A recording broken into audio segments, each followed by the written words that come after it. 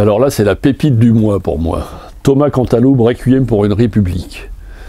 Il allie à la fois le policier et le policier traditionnel français années 50. Hein, donc qualité, l'écriture et surtout un mélange d'histoire et d'histoire française récente, histoire et mélange politique. C'est-à-dire que c'est le roman que j'adore parce que ça mélange, ça raconte à la fois une histoire qui s'est passée véridique et qui mélange des personnages fictifs avec des personnages réels.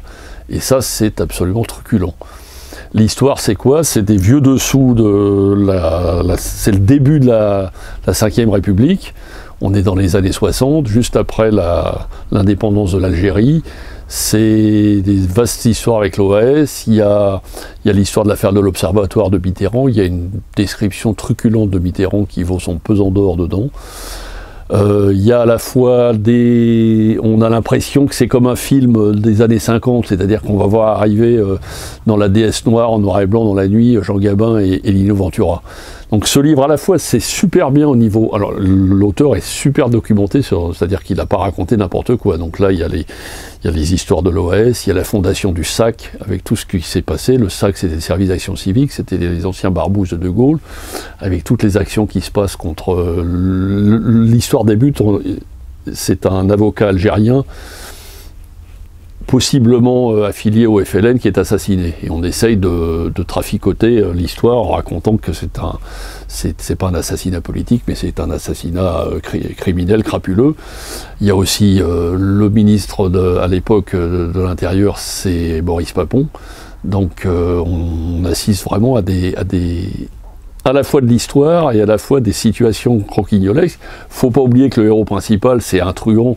Alors c'est là que le livre est intéressant, c'est que on mélange à la fois des gens qui faisaient partie de la résistance, donc qui ont une espèce de code d'honneur, mais qui sont devenus truands, bandits, et qui trafiquent de la drogue et tout ça dans ces années-là, et qui s'acoquinent, on voit bien, qui sont obligés de s'acoquiner avec des gens qui ont fait partie de la Gestapo et de la milice. C'est-à-dire que tous ces gens-là, ils sont dans des eaux troubles, ils essayent de se mettre ensemble, de s'acoquiner, et ça donne des situations et des histoires assez cocasses, mais surtout véridiques, parce que c'est ce qui est vraiment arrivé. Donc il y a une description de le début de la Ve République absolument superbe.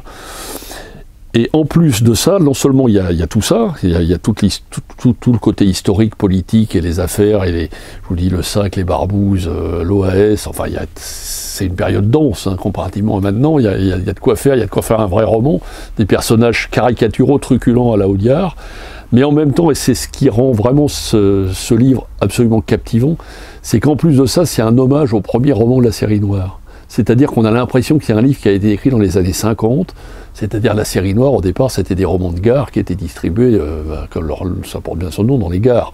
Maintenant, c'est devenu un peu plus prestigieux, mais au départ, on publiait, je dirais pas tout et n'importe quoi, mais des grands spécialistes du polar américain, puis plein d'auteurs français pas connus, qui écrivaient un peu comme on parle, avec la gouaille un peu parisienne, et ça, on retrouve ça dans ce roman.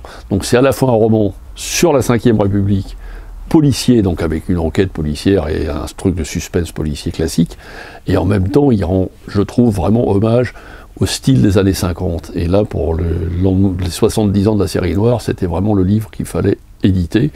Un petit chef-d'œuvre. C'est un jeune journaliste, Thomas Cantaloupe, c'est son premier roman, et pour un coup d'essai, c'est un coup de maître.